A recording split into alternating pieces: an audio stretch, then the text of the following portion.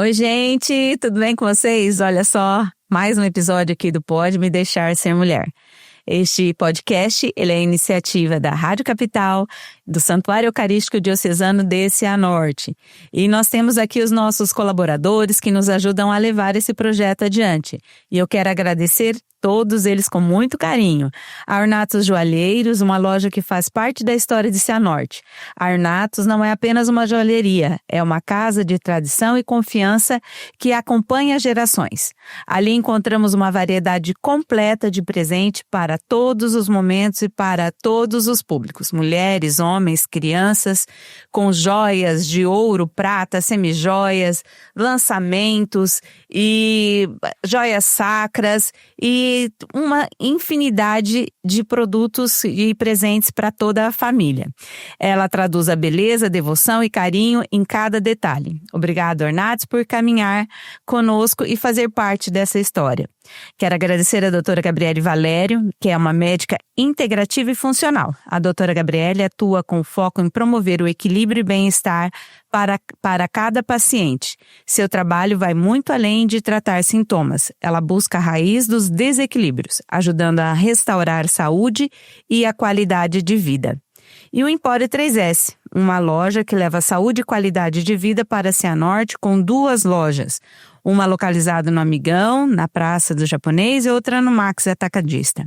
No Empório 3S, nós encontramos produtos naturais e com restrições alimentares, suprimentos esportivos para quem busca performance, mistura para bolos, essências, chás, castanhas, tudo de mais alta qualidade e tudo que há de melhor para cuidar da saúde, do corpo e da vida, sempre com qualidade e variedade. Nosso muito, muito obrigado aos nossos colaboradores.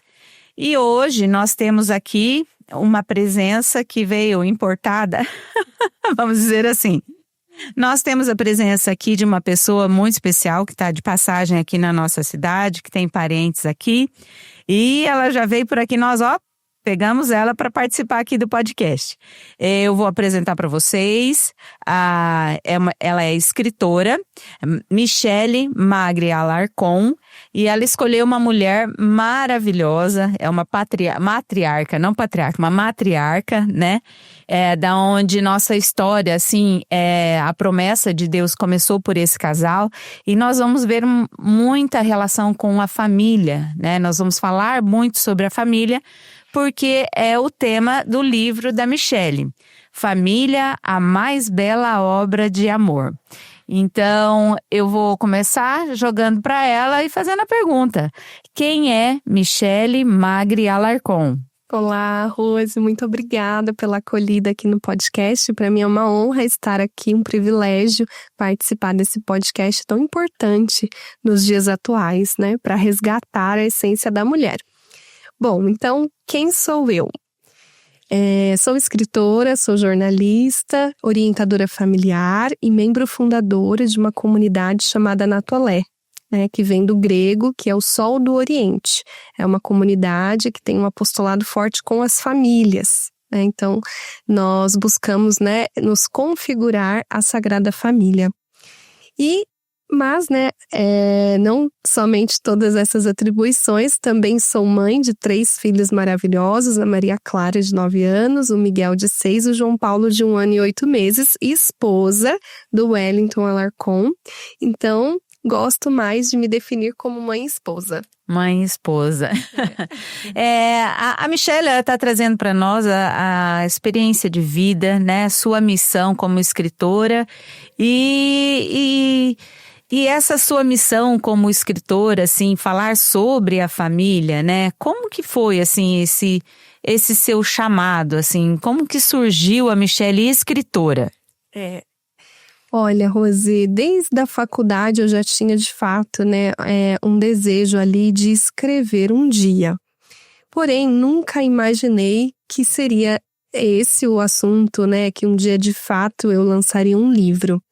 Eu acredito que esse chamado, ele aconteceu ali logo após o meu casamento, que aí eu fui entendendo de fato o que era abraçar a vocação do matrimônio.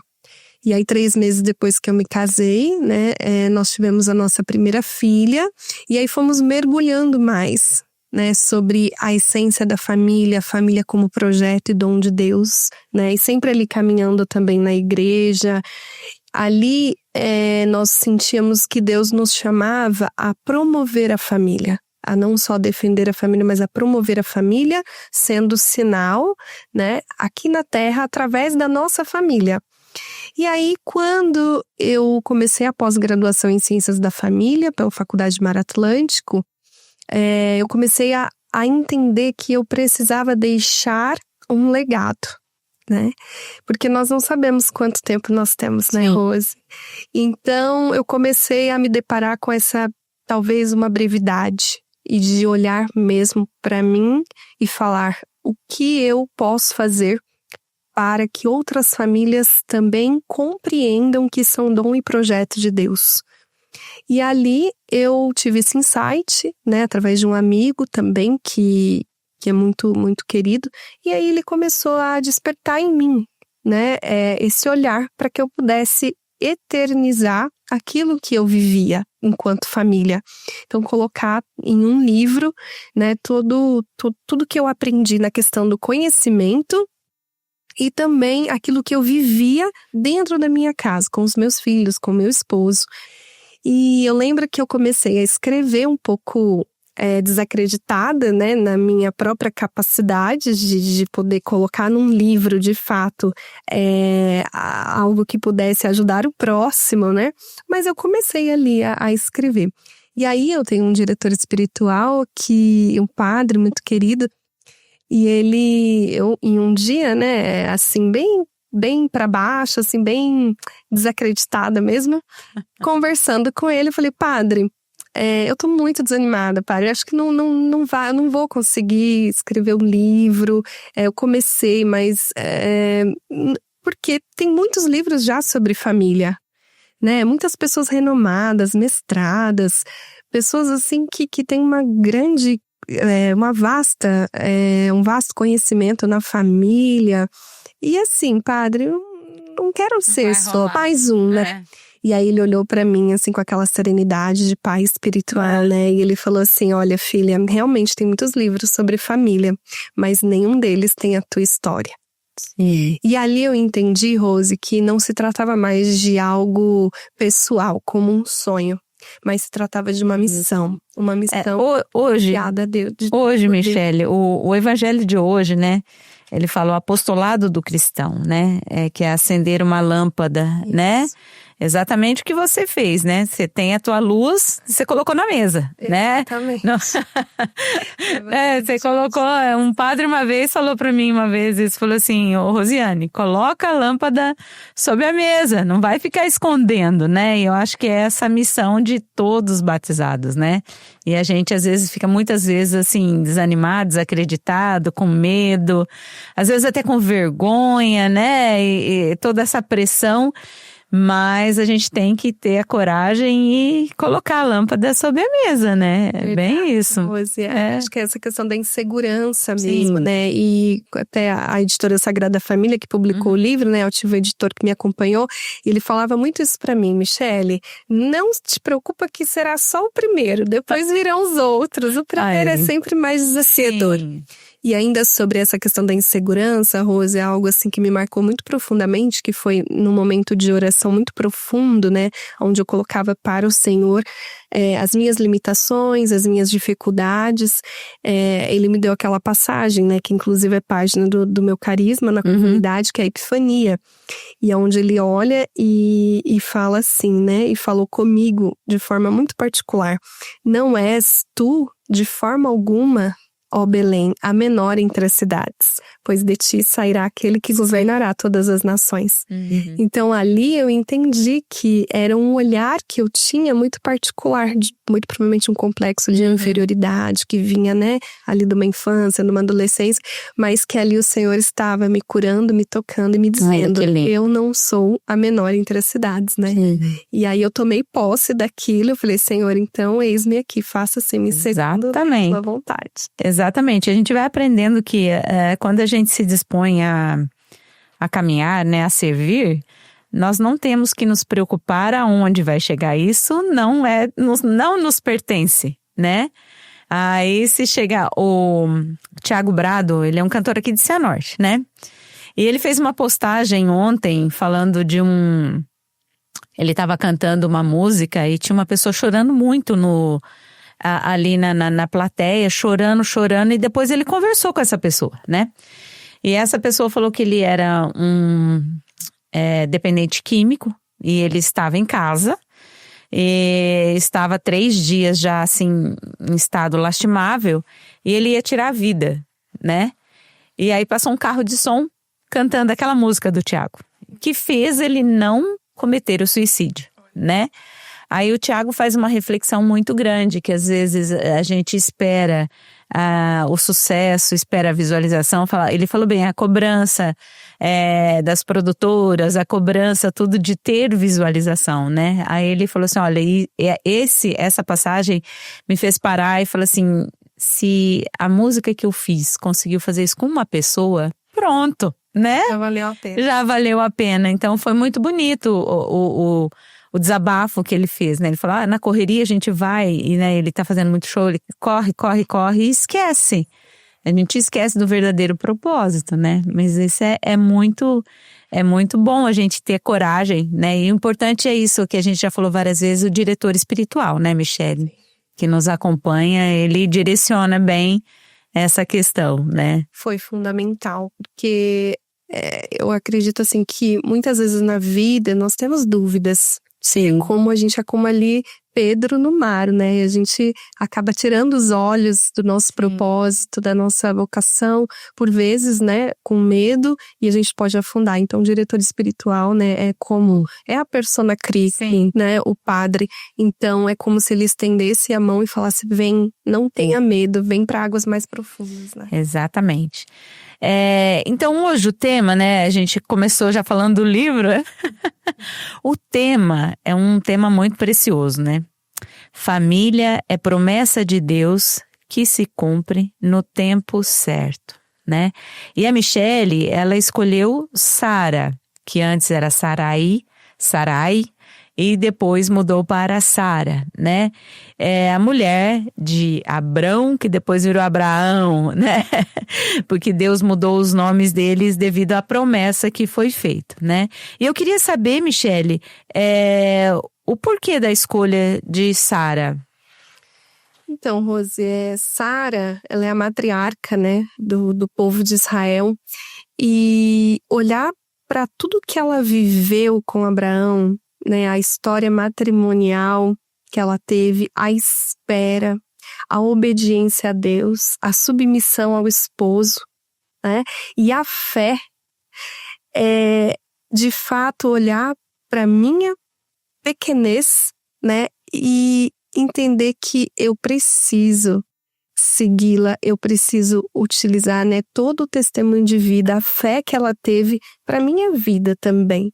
Né? É um modelo, Sara é um modelo, né? A própria questão que hoje, né, na comunidade em si, a gente vive tanto, que é acompanhar tantos casais com diagnóstico de infertilidade, onde a fé ali muitas vezes se abala, né? Onde vivem uma história, muitos anos ali nessa espera.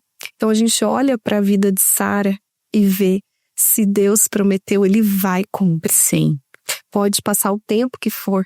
Então, realmente é um exemplo para nós. Então, essa escolha se deu de fato porque, né, eu enxergo no casamento, na vida de Sara, um grande modelo, especialmente para nós mulheres seguirmos. Sim.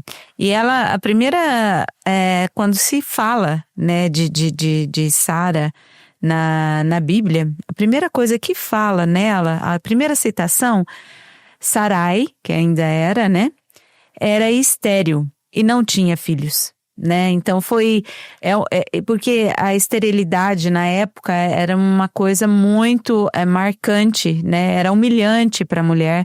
A gente já teve aqui alguns casos aqui, Ana, que nós já comentamos, né, da esterilidade e como as mulheres hoje sofrem, né? Mas hoje a sociedade não condena a mulher como na época delas, né? Porque era considerado assim uma vergonha, né?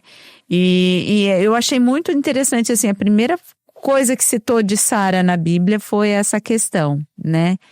E ela ficou firme ali, porque eles tiveram um casamento bem longo, né? Bem longo. E as promessas... E ela era muito linda, né? Muito linda. A gente tem 2 passagens aqui que Abraão quase que vendeu. É verdade. Contando Faraó. Sim, esposa, né? E na realidade é o que traz a Bíblia aqui, que eles eram irmãos por parte de pai, né? E aí, quer dizer, eu falei assim, mas Abraão vai mentir, né? O cara tão assim, né? Mentiu. Na realidade, ele não mentiu falando que ela era irmã, né? Mas Deus os apoiou em todo momento e ela não chegou a ter nenhum relacionamento com os 2 reis que a tiveram. E ele tinha medo, porque ela devia ser muito linda, né? Porque... Ele tinha medo de chegar e o povo queria pegar ela e matava ele. E todos. E eles tinham muito dinheiro também, né? Tinham bastante... tinha propriedade, tinha muitos camelos, tinha muitos animais, o que caracterizava um status de vida muito, muito grande, né? E o nome dela, Sarai, era minha princesa. E Sara, que depois que ela veio, ela princesa de muitos, né? Por isso que Deus mudou o nome dela. Então a promessa nesse casal era muito grande. E por 5 vezes no Evangelho, Deus confirma essa promessa de ter muitos filhos, uma descendência muito numerosa, como grãos de poeira, como estrelas do céu, né? Então, muito grande. E aí a dúvida dela, né? Meu Deus, meu Senhor... A promessa é que nós teremos uma família muito grande e até agora não tem nada, né? A dúvida dela, essa dúvida, como a gente pode jogar na nossa família, não só a questão de ter filhos, mas muitas vezes, né?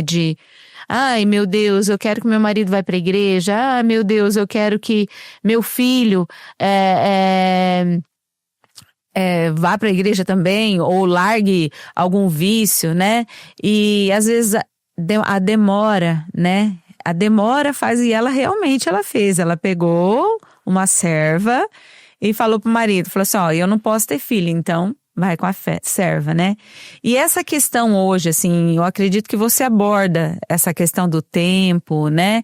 Eu queria que você falasse um pouquinho dessa questão, assim, de o aguardar o tempo de Deus. Rose, só quem de fato, né, já passou pela experiência de esperar uma grande promessa e que levou anos no nosso tempo, né, claro, é o cronológico, né, o tempo de Deus é o Kairos, mas essa espera, só quem passou de fato sabe quanto custa. O quanto, né, volto, né, a lembrar realmente ali da passagem de Pedro, né, que ele cambaleou ali para afundar. E ele caminhava com Jesus, né? Então, mesmo ali, Sara sendo esposa de Abraão, quer dizer, um profeta, um servo de Deus, confiando naquilo que Deus nos prometeu, né? Ela também cambaleou, porque foi a humanidade dela, né? A humanidade, né? Que muitas vezes nos custa a confiar, que nos faz questionar se Deus está ali, se Ele continua nos ouvindo, se as nossas orações, né, estão sendo ouvidas. Então, de fato, essa espera, ela dói, eu sei, né, especialmente nesse tempo, né, em que eu e meu esposo, nós atendemos muitos casais na nossa diocese de Santo André. Nós fomos, inclusive, instrutores do método de ovulação Billings durante 7 anos, né, ensinando, acompanhando casais. Então foi muito próximo essa experiência que a gente teve com outros casais que viviam essa realidade, né? Tanto casais que eram de fato estéreis, né? Quanto casais que não tinham diagnóstico de infertilidade, mas não conseguiam também, né, engravidar. Então, assim, trabalhar com eles essa questão da espera, nessa questão da confiança e de se submeter à vontade de Deus. Porque muitas vezes, Rose, o que nós percebíamos, né? Que os casais enxergavam o filho como um direito requerido, né, após o casamento. Não, eu me casei, então, por direito, Deus tem que me dar um filho. Uma obrigação. Isso.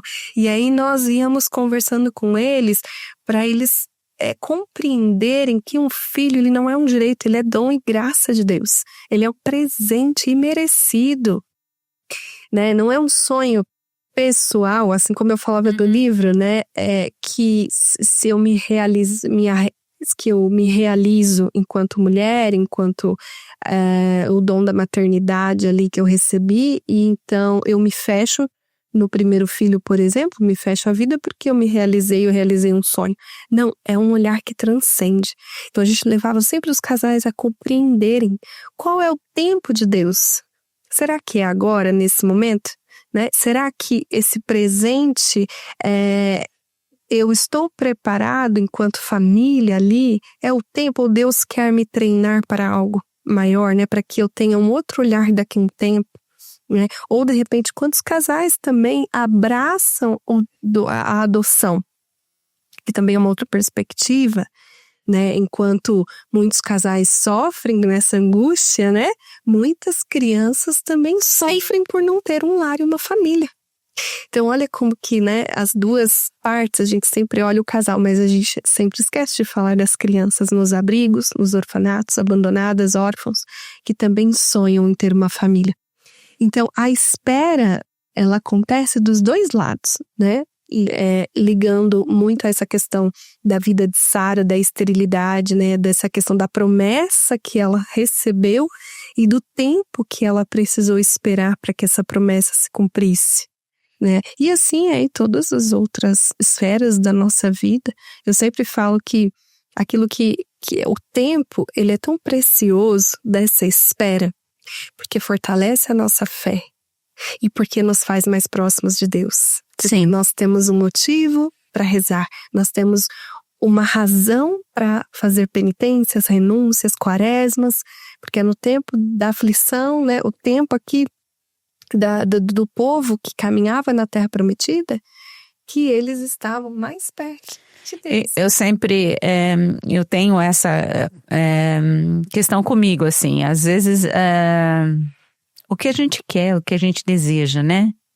E não acontece. Então, eu aprendi, né? A questão, às vezes, por que não acontece? Porque não é só o olhar para o outro porque não acontece. Às vezes a transformação tem que acontecer comigo, né? Então o tempo de espera é um tempo para mim, não que às vezes a gente projeta essa transformação, a gente projeta o querer no outro, né? Deus, faz o outro mudar, faz essa situação mudar, né? E não se olha e fala assim, olha, esse tempo pode ser um indício, né? Que é para minha mudança, que é para eu aprender, para eu crescer, né? E é muito importante essa questão da espera, né? Então a gente vê aqui esse casal, ele esperou e quando Sara ficou grávida, né? Ela nem menstruava mais, né? E ela duvidou de novo em pensamento quando os 3 homens chegaram e falaram que ela ia engravidar. Ela em pensamento duvidou, né? E riu em pensamento. E Deus foi e falou com Abraão, falou assim, olha, ela riu. Mas aí tem até uma mensagem que eu estou procurando aqui, que ele fala assim, ele não sabe que Deus, não é Deus impossível que ele usa uma outra aqui, ó. Mãe de todos os que confiam nas promessas de Deus, né? Então ela é lembrada que ela esqueceu das promessas, então ela não acreditou, né? E é a humanidade que, como você disse, vem mesmo, né? E ela muitas vezes nos joga no chão, enfraquece, como você disse, Pedro, e todo mundo, né? Fazer o quê, né? A gente carrega essa questão aí desde Adão e Eva que vem se arrastando, essa falta de confiança, né? Que a gente tem que ir caminhando, trilhando para colocar os pés bem firmes e confiar, né? Sabe o que é bonito também a gente refletir, né, nesse versículo? É pensar que por mais que a gente esqueça, que a gente perca a fé, Deus, ele não revoga suas promessas. Sim. Ele é fiel até o fim, ainda que nós não acreditemos mais, ainda que nós cansemos de pedir, né, de clamar, Deus é fiel, Ele cumpre todas as suas promessas. Sim, mas veja bem, eu não condeno muito Sara, porque Deus vem e fala bem assim, cadê? Farei de ti uma grande nação e te abençoarei, engrandecerei teu nome, tu serás uma bênção. Em ti são abençoadas todas as famílias da terra, né? Multiplicarei tua descendência como o pó da terra. Te tornarei extremamente fecundo. Sarai passa a se chamar Sara, né, que é mãe de todas as nações. Então ela viveu assim um conflito muito grande, né? E até não podemos condenar muito ela, né? Ela ainda, né, falou assim, sem falar que eu vou ser mãe de muitos, já tô velha, já tô idosa, né? Então a gente tem, mas nesse exemplo a gente vê o poder do nosso Deus, né? Que Ele é o Deus do impossível. Do impossível, né? E de toda essa questão de Sara, assim, das passagens dela, o que mais te chama a atenção, assim, relacionado com a família mesmo? É o companheirismo, a cumplicidade dela com Abraão, né? A submissão que ela vivia com ele, o respeito, né? Acho que a palavra é a cumplicidade mesmo, né? Ela confiava em Abraão. Até uma das citações, né, da vida dela, quando ela já engravida de Isaac, né? Ele já tem ali uma certa idade. E aí acontece aquele episódio onde o anjo aparece para Abraão e pede para que ele vá até o monte para sacrificar Isaac. Claro que Sara, ela não sabia exatamente o que estava acontecendo ali, mas como toda mãe, ela pressentiu que algo não estava caminhando bem, né? Foi ali uma surpresa, né? Enfim, eu imagino que Abraão sempre conversava com ela. E de repente, um dia ali, no calar da noite, né? Os dois levantam, saem, ele só diz para ela, né, que eles vão ali na montanha e fazer, né, um sacrifício. E tal. E eu imagino assim, como o coração dela ficou, e sim, pressentindo, porque mãe pressente as coisas, né? Quem é mãe sabe o que eu tô falando, que algo estava errado, mas em nenhum momento ela questionou Abraão. Ela confiou no esposo. E ele em Deus. E ele em Deus. E ele em Deus. Então, essa cumplicidade dos dois, a forma com que eles viveram, né? Abraão também, quando ela pega a serva, né? Antes da promessa de Deus se cumprir, Agar. Entrega para ele também ali ouvindo a sua esposa. Quer dizer, em nenhum momento ali ele foi contra, né? Com certeza eles dialogaram, eles conversaram. Então, essa cumplicidade, né? Esta fidelidade, né? Até a velhice dos dois, um para com o outro, né? E os dois para com Deus. Eles tiveram um amor matrimonial, um amor conjugal que não se limitou a 2 pessoas, mas se estendeu a 3. Sim. Os 2 e Deus. Então, isso, Rose, é o que mais, de fato, me chama a atenção da vida de Sara, além da obediência e da fé que ela teve. Nós vemos Sara citada no Novo Testamento em Pedro, né? 1 Pedro. 1 Pedro 3, deixa eu ver, de 1 até os 8, nós temos onde fala da santidade no casamento. Então eu vou ler aqui para vocês. Da mesma forma, vós mulheres, sede submissas a vossos maridos, a fim de que, mesmo se alguns recusam crer na palavra, sejam mesmo sem a palavra, conquistados pelo comportamento da esposa, considerando vossa conduta casta e respeitosa, que vosso ornamento não seja aquele exterior, cabelos trançados, joias de ouro ou roupas elegantes, mas adornai o interior de vosso coração, com uma alma incorruptível, cheia de mansidão e de paz. eis o que é precioso aos olhos de Deus. Assim é que antigamente se ornavam as santas mulheres que esperavam em Deus, submissas a seus maridos, como Sara, que obedecia a Abraão, chamando-o de Senhor. Dela vos tornais filhas, se fazeis o bem, sem vos deixar perturbar por nenhum medo. Então, essa passagem aqui de 1 Pedro, né, vem bem de encontro com o que você falou, né? E lembrando que a questão da submissão, ela é uma palavra que muitas vezes ela é vista como algo negativo, né? Submissa é dar apoio, a gente já falou isso algumas vezes aqui. Então, eu estar submissa, eu estar abaixo, mas para dar apoio, não é de ser inferior, mas sim estar junto, né? Como foi feito, Eva foi feita da costela de Adão, é estar ao lado, é apoiar, né? Como você diz que é essa parceria, né? Que eles tiveram, que foi muito, muito, assim, na Bíblia a gente vê, por 2 vezes ela foi dada aos reis que foram para os reis e ela voltou, né? E tudo bem, né? Tudo bem, e eles, mesmo eles indo, a confiança em Deus era muito grande, né? Então, Abraão fez tudo isso na confiança de que nada ia acontecer, porque ele tinha uma promessa de Deus, né? Então, é muito, e veio muito de encontro essa mulher para o nosso assunto, que é a família, né, Michele? Sim. E aí a gente vai falar um pouquinho agora do seu livro, né? A Mais Bela Obra de Amor, editora Sagrada Família, e ela foi lançada esse ano, né? Esse livro, você consegue pegar aqui ela? Foi em maio desse ano. Aqui é maio desse ano, né? Você já comentou um pouquinho sobre ele, que foi um chamado pessoal, né? E espiritual, que foi um amigo, que foi um anjo. Né? Verdade. Né?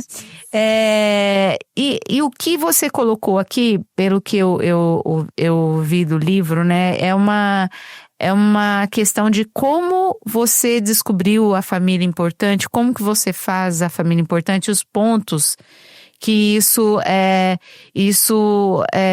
valoriza a família, né? Que muitas vezes nós vemos esse distanciamento, né? Do que é o matrimônio, do que é que 1 Pedro está falando, né? Por uma questão de convivência em casa, como às vezes não mais como um projeto de Deus, mas sim um companheirismo, uma coisa assim, uma convivência comum e não uma convivência em Deus, né? Então, eu queria que você falasse um pouquinho sobre essa questão que tem algumas palavras que do seu livro, que é sacrifício, né? Crescimento espiritual, a paciência, afeto, ternura, a promessa, né? Algumas questões assim que estão relacionadas com o casamento, né? E quem é casado sabe que o sacrifício é uma constante, né?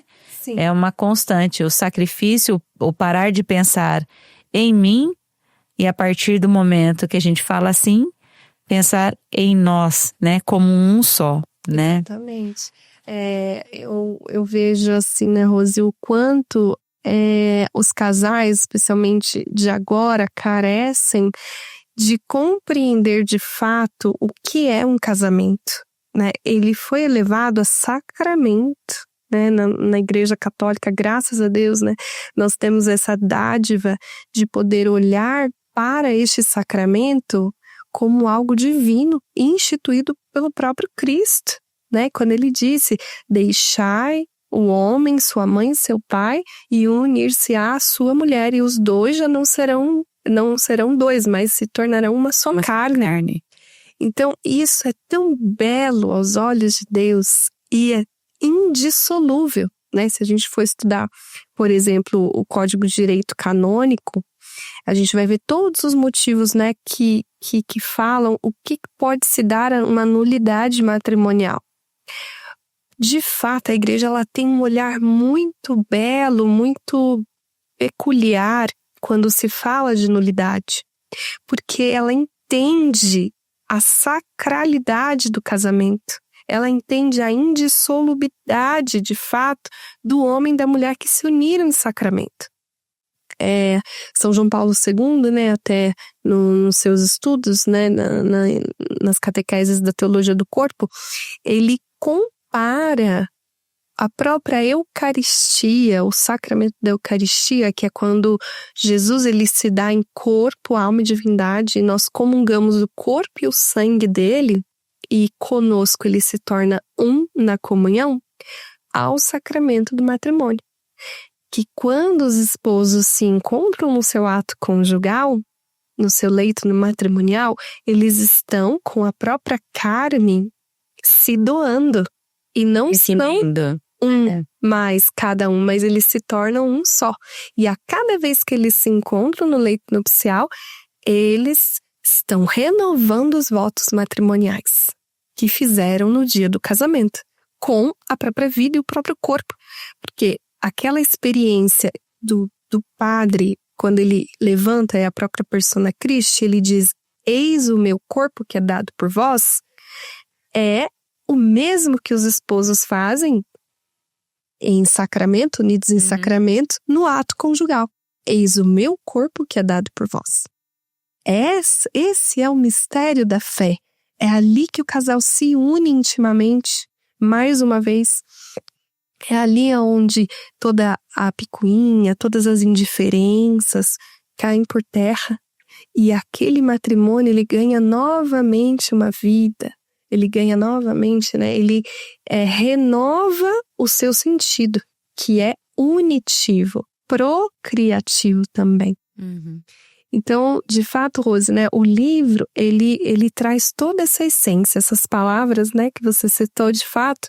Em cada capítulo, eu vou tentando trazer o que, de fato, a igreja fala sobre a família, sobre o matrimônio, né? A família que é dom e projeto de Deus. A família que não é uma simples célula importante da sociedade.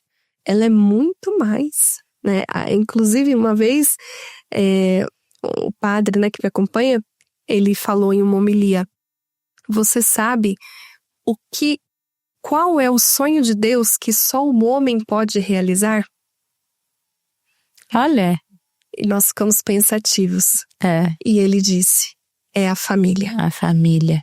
Esse é o único sonho, o maior sonho que Deus tem, mas ele mesmo não pode realizar. Somente um homem pode realizar. Sim.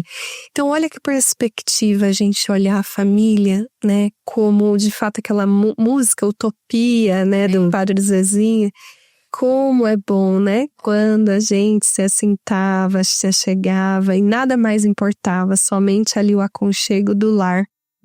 Então, de fato, Rose, foi essa perspectiva, né? Que o Espírito Santo suscitou em meu coração para que eu pudesse colocar nessas linhas, nesse livro, um grande despertar para que os casais, a família pudesse compreender o seu verdadeiro valor, os pais pudessem compreender o seu papel como protagonistas da educação dos seus filhos, né?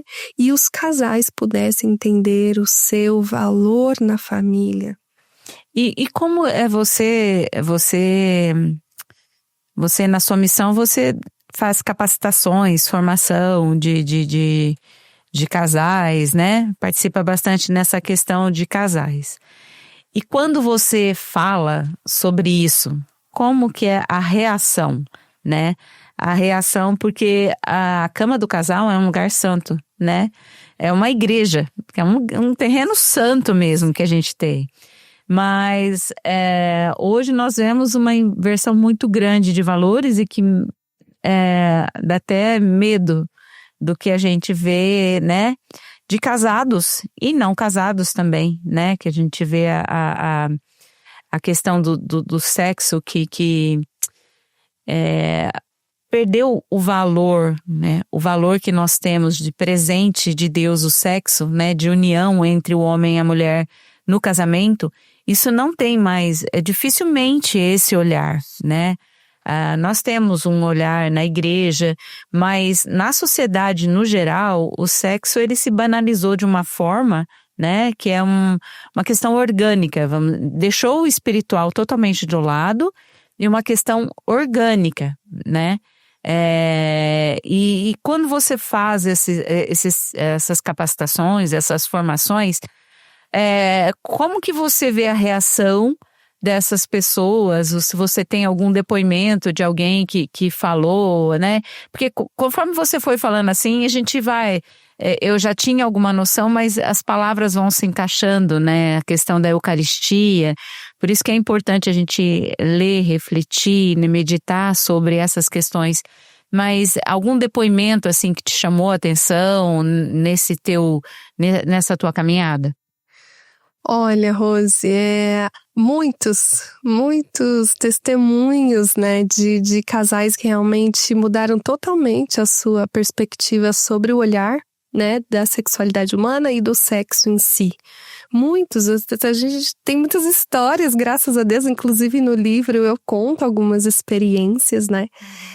Então quero aproveitar, né, e até deixar aqui, né, o convite para que você que está nos ouvindo, nos assistindo, possa de fato mergulhar nessa temática, porque nós precisamos, né, promover a família, promover o que a igreja de fato traz para nós, essa beleza do matrimônio. E no livro eu falo, então se você quiser adquirir, depois a gente fala a forma, né, Rose? Mas eu tenho muitos relatos, inclusive de casais que viviam a própria contracepção, né, no casamento, por de fato não ter a informação da problemática que é a contracepção. Então eu tenho um caso, por exemplo, né, de um casal que caminha conosco no discipulado da comunidade, que é um casal, eles têm uma filha especial, e depois dessas dificuldades que tiveram com a filha, optaram pela vasectomia. Um tempo depois eles vieram, conheceram a comunidade, caminharam, compreenderam de fato, né, a gravidade do que se trata, uma esterilização por opção, e decidiram por reverter esta vasectomia, porque eles compreenderam que eles não poderiam, né, impedir a vida, né, o amor que dá a vida, né, o sentido unitivo e procriativo do ato. E aí eles reverteram, e eu me lembro até hoje, né, que nós nos encontramos depois numa missa no Tríduo Pascal. Era, na verdade, não missa, mas uma celebração ali na Sexta-feira da Paixão. E ela sentou ao meu lado, e aí eu perguntei, e aí, como que deu, né, o resultado dos exames pós a reversão da vasectomia? E ela me disse uma coisa muito profunda, né, que me marcou. Que ela disse assim, infelizmente os exames ainda deram inférteis, né, o espermograma deu infértil, mas eu não posso querer a vida se um dia eu plantei a morte. Sim. E aí eu olhei para ela e falei, olha, realmente, mas a decisão que você teve, Deus está olhando a tua decisão, né, a escolha pela vida, ainda que foi tarde, mas vocês escolheram a vida. Agora está nas mãos de Deus, a vontade dele, né? Então é isso. E outros casais, a gente vai muito em encontro de noivos, casais que não querem ter filhos e estão ali se preparando para o matrimônio, e aí depois da nossa palestra vem conversar, e aí fala, olha, eu não imaginava tudo isso, não imaginava que de fato, eu precisava me abrir à vida, né, após o matrimônio e tudo mais. Então a gente vai, inclusive, alerta o casal, olha, vocês vão ser perguntados pelo padre se vocês estão dispostos a se abrir, né, para receber os filhos que Deus mandar e educá-los na fé. Então o sim público é uma resposta que precisa da verdade, né? Então casais assim, outros casais que estavam já com a ficha e o papel da cirurgia já assinado para entregar, e depois da nossa palestra rasgaram, e tantos outros. Eu vejo assim, eu falo por mim, né? É muito... não acredito que não seja pouco divulgado. É a questão do fiel mesmo, do cristão que não conhece a igreja, né? Não falo de divulgar, porque nós que temos que buscar o conhecimento, né? Nós temos acesso a todo conhecimento. Mas muitas pessoas não sabem que os métodos conceptivos, né? Eles são pecado, né? Eles são pecado e tem que confessar e até não comungar, né? Porque você está em pecado.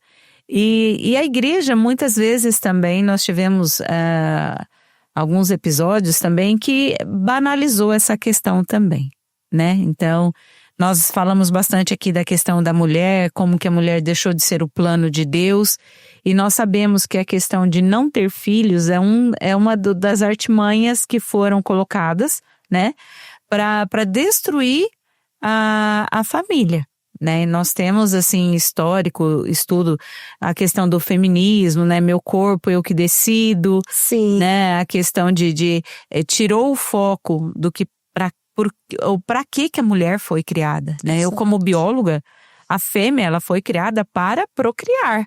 Toda a fêmea, não só a mulher, toda a fêmea, né? Sim. É essa a função da fêmea. E nós somos animais. Tirando a questão que nós, além de sermos animais, nós temos a questão espiritual, né? E isso foi tirado, assim, foi sendo tirado e foi sendo normatizado uma questão de que não precisamos ter filhos, eu que decido, eu tenho minha vida, então eu faço o que eu quero. A questão até mesmo do egoísmo de muitos casais, que eu estava comentando esses dias, casais que não querem o trabalho de ter filho. Eu quero continuar saindo, eu quero continuar na balada, eu quero continuar bebendo, eu quero fazer festa e eu não quero, o filho vai me atrapalhar. Então a bênção de Deus, que é ter um filho, começa a ser considerado como uma questão que vai atrapalhar a vida, né? Então as pessoas pensam no que eu quero, na minha vida pequena, e como você disse que a gente não sabe até quando, né, estaremos aqui. Então eu vou pensar na minha vida e não vou pensar no presente, que é ser mãe, ser pai, constituir uma família, né, que é um presente maravilhoso. É sofrer, não para? É sofrer. Faz parte, Faz né? parte, né? Eu tenho um neto agora que ele está com 8 meses para 9 meses, né? Delícia. Então, tá nascendo os dentinhos, dá trabalho, eu fico ali no colo. Eu tenho outro de 5 anos que tá na hora das artes, né? Dá trabalho, mas a recompensa é maravilhosa. Com certeza. Né? O ter uma criança, quando uma criança entra, tudo se ilumina, tudo se transforma e o casamento se transforma, né? Então é uma normatização do mundo em relação à mulher e que nós temos um olhar e a gente obrigação mesmo de falar assim, olha, eu não sabia, mas é verdade, né? E a gente vai tentando, né? Eu tenho minha nora, tenho as 2 noras que eu tenho 2 filhos, então eu converso bastante, claro que a decisão é do casal. Então, nós podemos falar, nós podemos levar o conhecimento, mas a decisão tem que vir do casal, né? É, claro. Eu sempre costumo dizer nas nossas palestras, né? Eu não estou aqui para condenar ninguém, eu não estou aqui para acusar ninguém. Eu estou aqui só para trazer a verdade, para iluminar. E assim como um dia também eu não sabia de tudo isso, né? E eu encontrei a verdade e ela me libertou e ela me fez ter um olhar totalmente diferente. Esse é o desejo também do meu coração, é propagar esta verdade para que o Espírito toque cada coração, né, para encontrar de fato a sua essência, né, para encontrar propósito, para encontrar o sentido da vida. Porque um filho, ele é um legado que a gente deixa, né? Eu costumo falar também nesse trabalho de orientação familiar para as famílias, para os casais que estão nesse tempo desafiador das crianças pequenas, é uma rotina muito maçante, o cansaço físico, as noites mal dormidas, muitos ali na amamentação ainda. nas atividades extraescolares, lição de casa e tudo que eu também, né, vivo. Então eu sei, né, o que eu falo, que realmente é desafiador, é cansativo, mas o que eu digo? Eu falo assim, pais, não percam tempo falando do trabalho que vocês têm com as crianças, mas usem o tempo para falar da alma magnânima que eles têm, aonde eles vão chegar, quem eles vão se tornar. Porque a gente não pode se apegar às dificuldades temporais, mas a nossa esperança precisa ser naquela alma eterna. O que ela vai ser neste mundo? Qual o legado que ela também vai deixar a partir de uma educação sólida, com virtudes, com valores, uma vivência ali na casa, né, no lar, como uma igreja doméstica? O que esses filhos vão deixar para os filhos deles, né? Então, é compreender que uma vida, pensando no tempo cronológico, ela dura ali em torno de 80 anos. Quais são as dificuldades que a gente tem com um filho pequeno? Quanto tempo? Vai ser muito pouco. Aliás, né, a psicologia traz muitas informações interessantes, que aos 12 anos de idade, uma criança já viveu ao lado dos pais os 75% do seu tempo. Então quer dizer que se seu filho tem 12 anos, eu tenho que te dizer, você que nos ouve, o tempo com ele já se foi a maior parte, porque depois vai ser os estudos, a faculdade, ele vai encontrar alguém, se a vocação dele for do matrimônio, se for da vida religiosa, também vai deixar a casa do pai e da mãe para seguir, né, a sua vocação. Se for a família, ele vai constituir a família dele.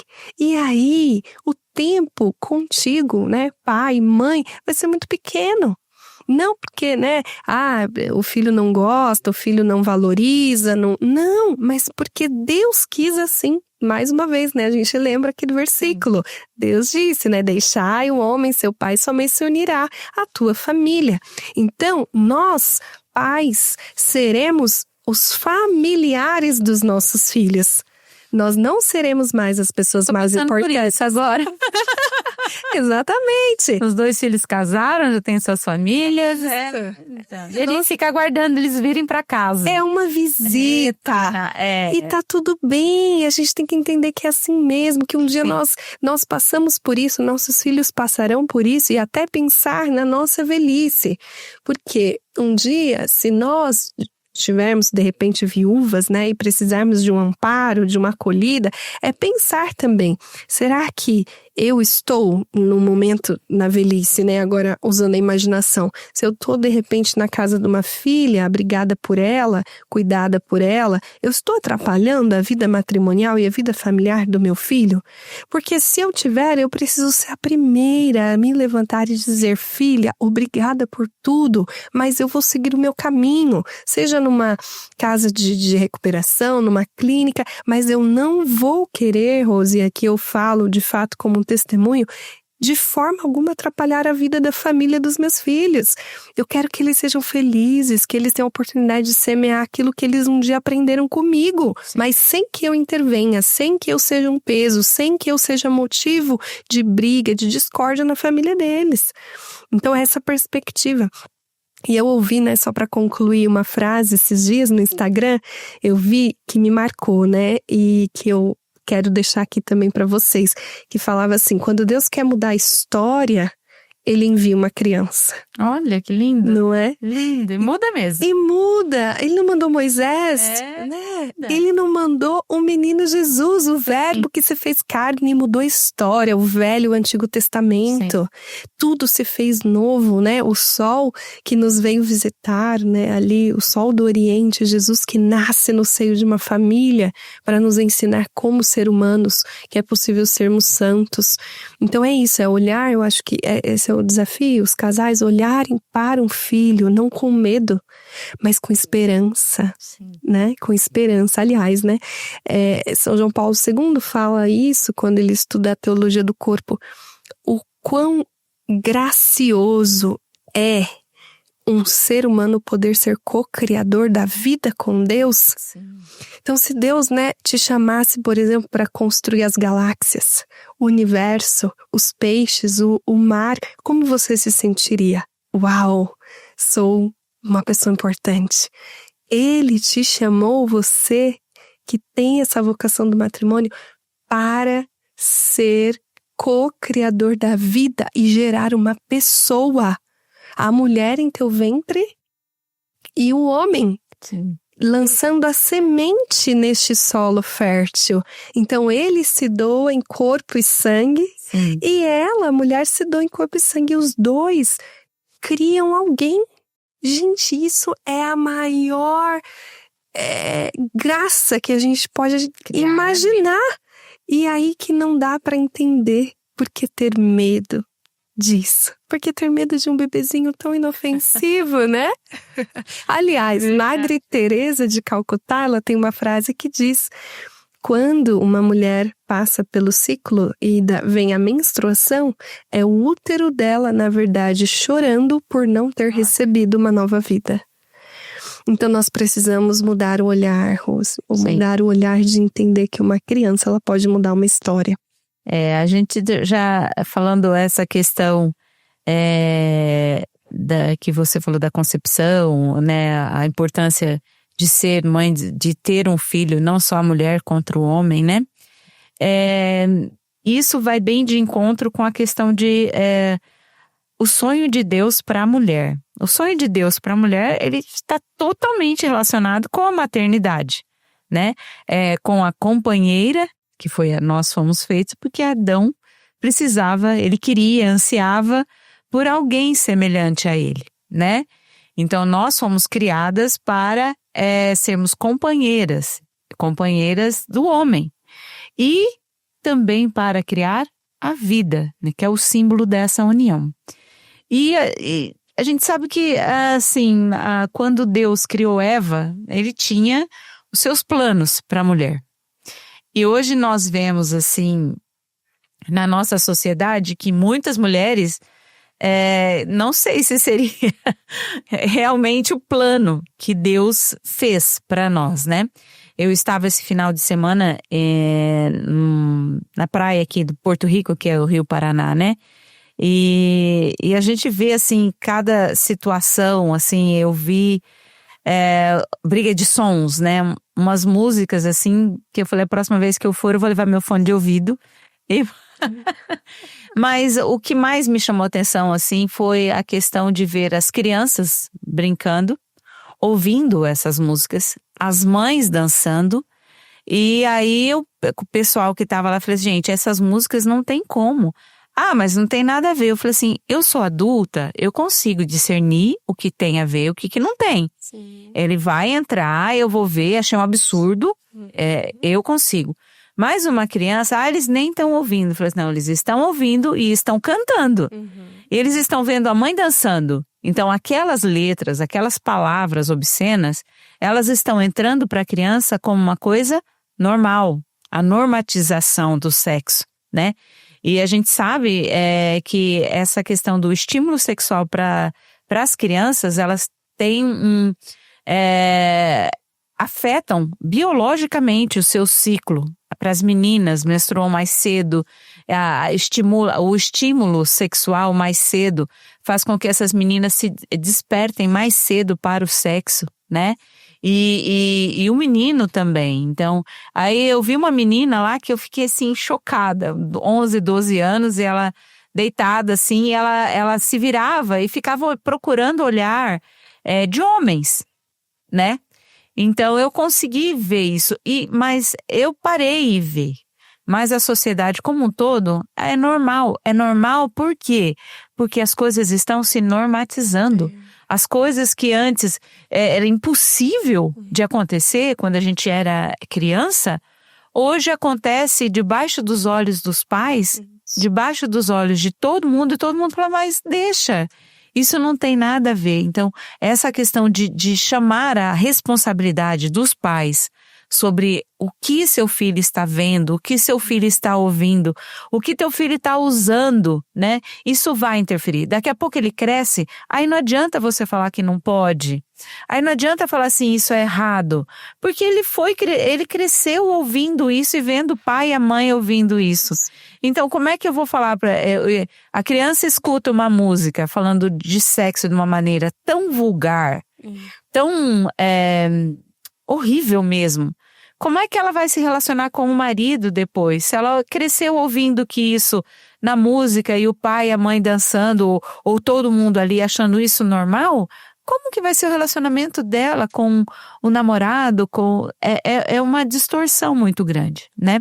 Então eu falei bastante sobre isso, mas para você assim, pra gente com as perguntas que eu vou fazer, todas elas juntas para você fechar assim essa questão, que são perguntas do nosso programa. Como seria a mulher que Deus sonhou? E o que é ser mulher para você? E como podemos reconectar com essa mulher que Deus sonhou? E quando você acha que se teve um ponto ou alguma questão que isso começou? Ou quando foi que a gente começou a deixar esse sonho de Deus para trás? Sim, Rose, é muito importante essa colocação que você trouxe, porque é um grande alerta que a gente precisa fazer. Porque eu vejo assim que o nosso papel, de fato, na família é mostrar o caminho para os nossos filhos, né? E como isso tem se perdido. A gente viu recentemente, né, um vídeo que ganhou uma visibilidade muito grande na internet, depois foi para rádio, emissoras, enfim, que foi sobre a adultização de crianças, né? Enquanto você falava, eu lembrava disso. E assim, até no meu Instagram eu fiz um conteúdo sobre isso, porque não é que é novidade, mas é que foi abordado de uma maneira muito bem assertiva e que trouxe de fato uma consciência para algo que era comum, mas não era normal. Né? Então isso que você trouxe é tão importante ser falado e a gente não pode deixar passar a oportunidade, Rose, de falar. Nós precisamos cuidar da inocência e pureza das crianças. Porque, sim, as nossas crianças estão perdendo a infância e o maior culpado são os pais. Eles são os responsáveis, né, por tudo que tem acontecido na vida das crianças. Ah, Michele, então você está me culpando porque a minha filha está nessa situação? Sim. E, aliás, não se trata nem de uma culpa, mas de trazer à consciência o que eu poderia ter feito diferente. Que é o que você falou, Rose. Não adianta depois chegar no momento e falar, nossa, eu poderia ter feito assim. Os pais, eles são os maiores exemplos do filho. Então, a mulher, ela de fato, a maneira com que ela se veste vai influenciar a filha, a maneira como ela se porta vai influenciar a filha, o que ela fala vai construindo no imaginário da filha aquilo que de fato é o pensamento de uma mulher, né? E também os pais, né? A gente está falando da mulher, mas não podemos deixar de citar o quanto o pai é referência também na vida da filha e do filho. A forma com que os filhos veem o pai tratando a mãe vai influenciar para a vida inteira a maneira com que ele vai tratar as mulheres depois. Como que ele vai tratar, né, a sua futura namorada, a sua futura esposa e a sua futura filha. Então, essa semana eu falava muito da questão do cavalheirismo, que na verdade não é só um gesto de cavalheirismo de fato, né, por ser uma gentileza, mas de fato é um cuidado que o homem precisa ter com a mulher, né? O fechar ali primeiro a porta do carro quando ela entra, não quer dizer só um privilégio que ele está sendo ali carinhoso, romântico.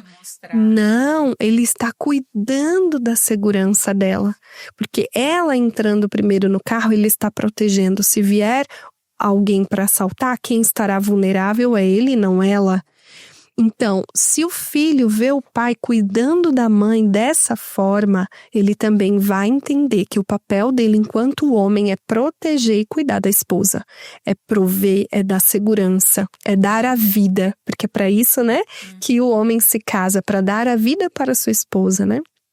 Então, de fato, essa questão das crianças, não quero deixar passar, Rose. Um dos capítulos que eu falo é só sobre a educação dos filhos. Eu falo da questão das armadilhas das telas e do mundo digital também para as crianças. E aqui o olhar, especialmente da mãe, que tem esse feeling da mulher, né, em casa, é cuidar para que aquilo que a tua filha, que os teus filhos estão assistindo, não corrompam aquilo que você construiu. De repente, você que tem os seus valores, os princípios, a sua fé, um vídeo, 3 segundos, pode destruir aquilo que você levou anos para construir na tua casa, com a tua família. Um vídeo, uma música, porque isso vai deturpando o imaginário da criança. Então, conforme ela vai vendo, ela vê a primeira vez, na segunda já não é, ela não vai se escandalizar. Na terceira já é comum, já é normal, todo mundo vê. Então, cuidar dos ambientes que os teus filhos frequentam, cuidar do que eles ouvem. E, olha só, o meu diretor espiritual, né?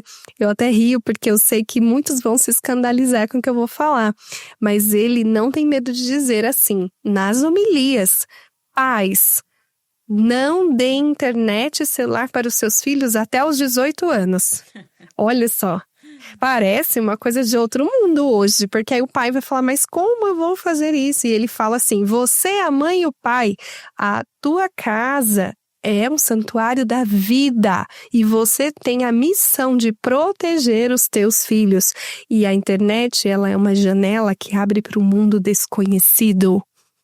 Então ele vai falar que a pureza das crianças, ela vai se perder pela internet, primeiramente.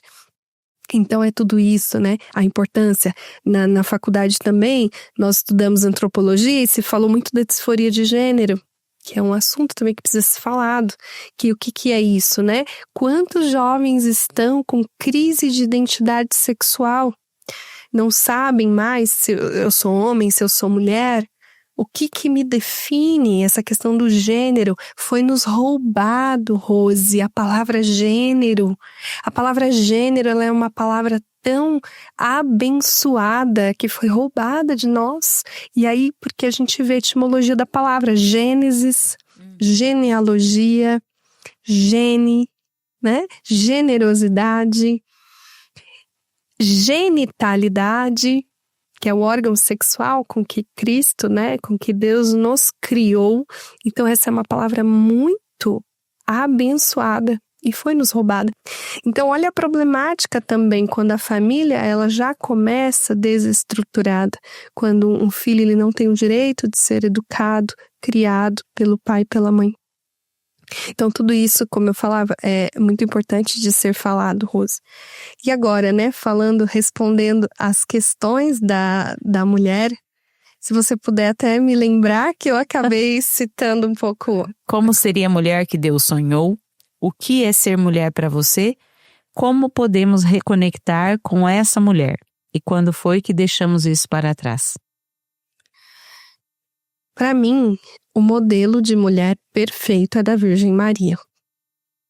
É o modo com que ela viveu, que foi citado tão poucas vezes, né? Uhum. Vai dizer São Luís Maria Montfort, que ela não foi mais vezes citada na Sagrada Escritura, porque ela mesma pediu para Deus para não aparecer. Tamanha era a sua humildade, né? E vai dizer também que ela até foi poupada de ter a real consciência de quem ela era, da sua dignidade, para que a humildade dela de fato, né, pudesse ser preservada. Então o modelo de mulher, para mim, Rose, é de fato Nossa Senhora, né? Aquela mulher que confiou, aquela mulher que se submeteu a Cristo, quando ela disse para o anjo, né? Eu não sei como isso se dará, mas eis aqui a serva do Senhor. Faça-se em mim segundo a tua palavra. Então, para mim, o modelo perfeito de mulher é esse, é no qual a gente olha para os planos de Deus, para o projeto de Deus, que é a família, e fala assim, Senhor, faça-se da minha família segundo a tua vontade. E eu acredito que a gente se perdeu quando a gente tirou o olhar de Nossa Senhora e começou a seguir outros modelos. seja de Instagram, de influencers, né? E de tantas outras referências que é colocada hoje como perfeição. O corpo perfeito, né? O rosto perfeito, a vida perfeita, que na verdade não é verdade. Não existe. Não existe. Então, muitas vezes é necessário, Rose, eu vejo como resgatar, né, isso, é rever quem tem sido para nós inspiração. Quem nós temos. É muito importante. Quem nós temos seguido de verdade. Porque nós precisamos, de fato, como seres humanos, como mulheres, homens que somos, seguir modelos, seguir referências. E a gente precisa parar de ver quem está aqui e ver quem passou já a vida dos santos, né?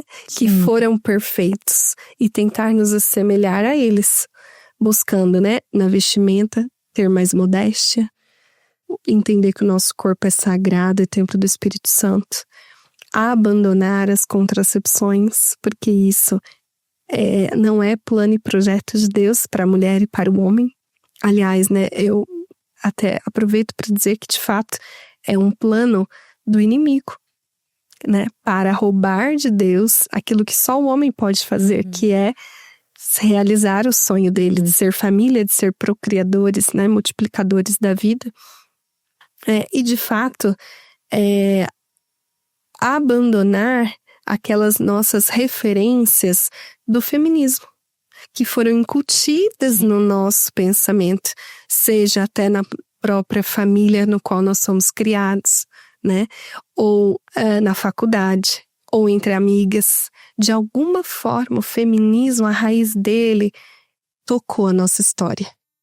Então, é abandonar, é trazer a consciência e resgatar o projeto inicial de Deus, alfa, né? Voltar ao princípio que Deus pensou quando criou Adão e Eva. Isso. É isso mesmo. A gente... É um caminho difícil a volta. Mas é possível. É possível, né? Como Sara viu, o nosso Deus é um Deus do impossível, né? Então, é possível. Eu acho que jogar luz sobre essas questões é o mais importante que a gente pode fazer, né? Colocar as coisas em prática, às vezes, parece muito difícil.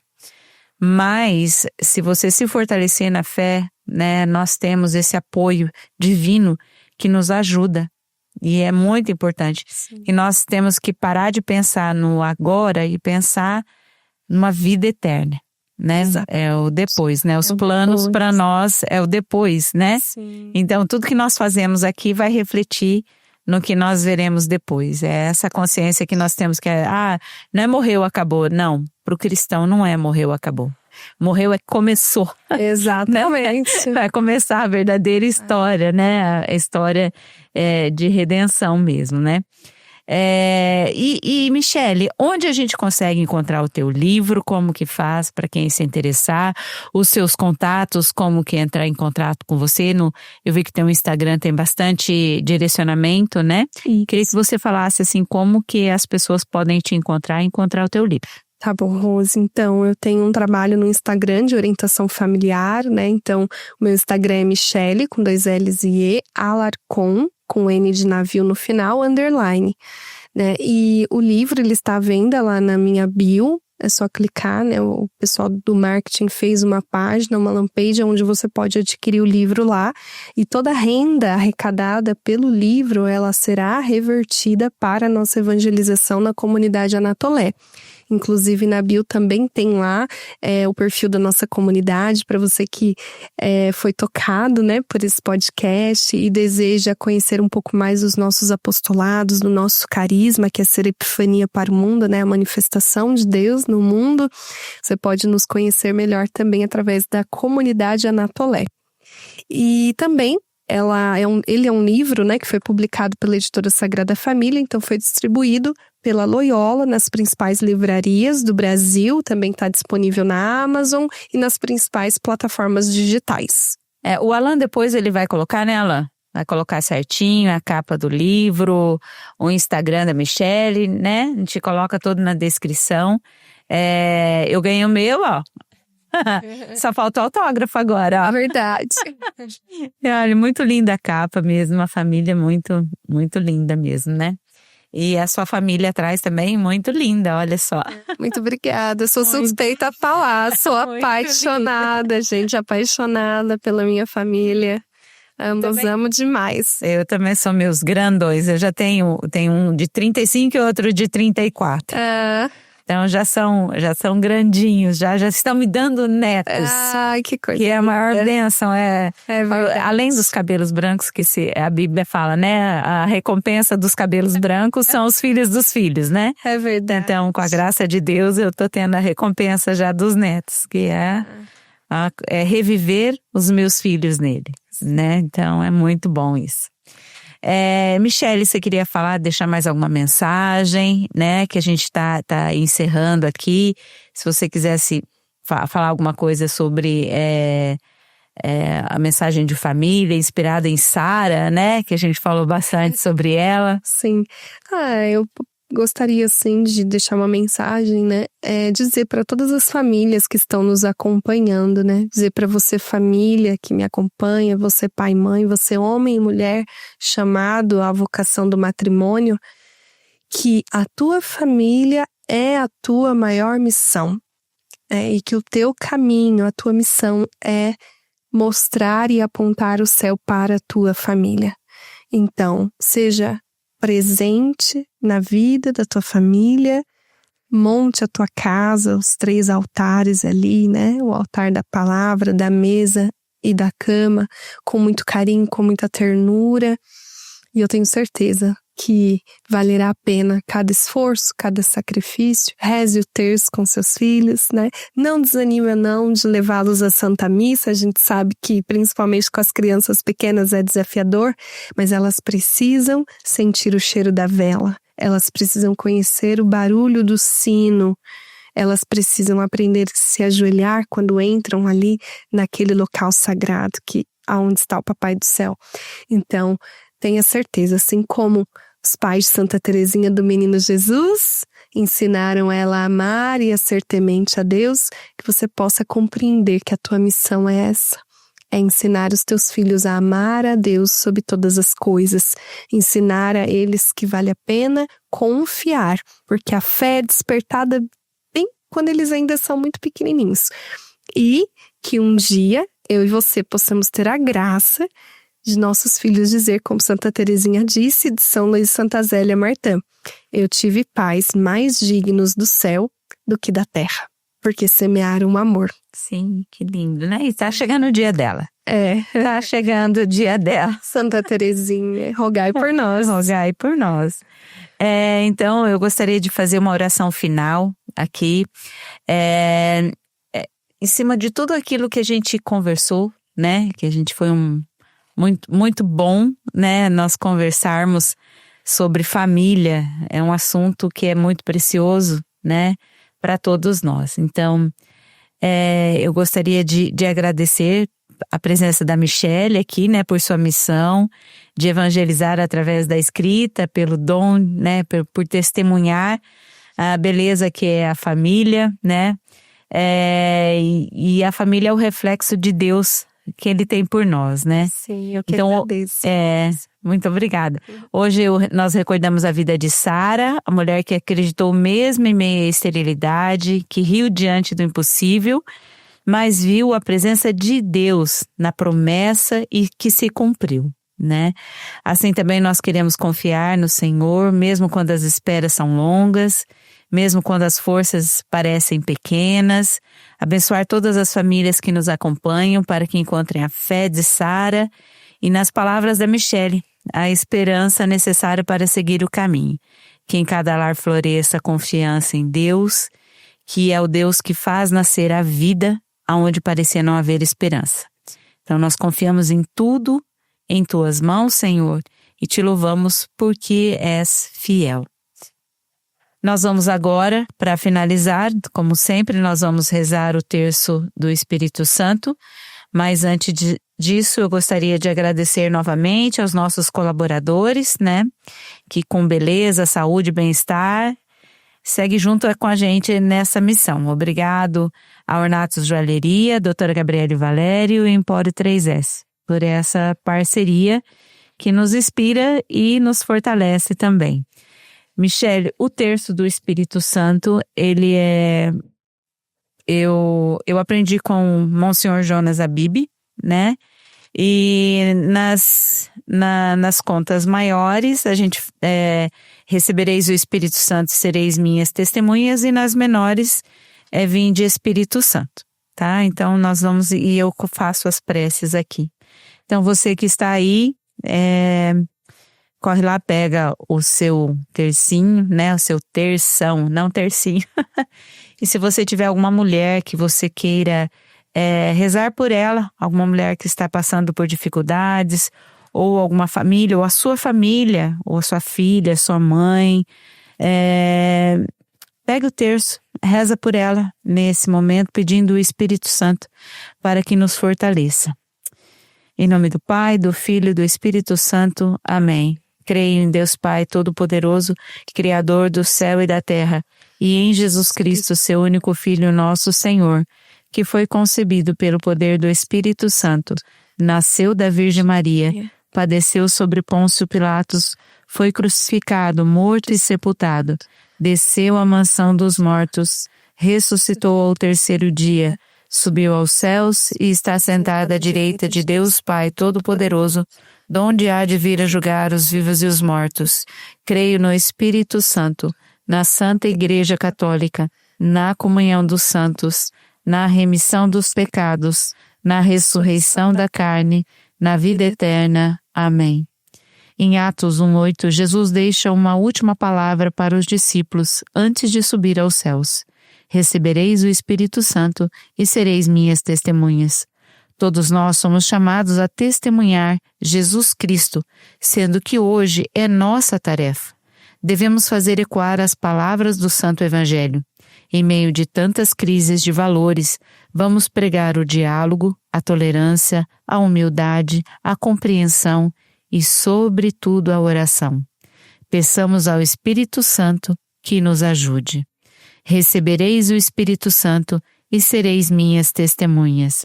Vinde, Espírito Santo, vinde, Espírito Santo, vinde, Espírito Santo, vinde, Espírito Santo, vinde, Espírito Santo, vinde, Espírito Santo, vinde, Espírito Santo, vinde, Espírito Santo, vinde, Espírito Santo, vinde, Espírito Santo.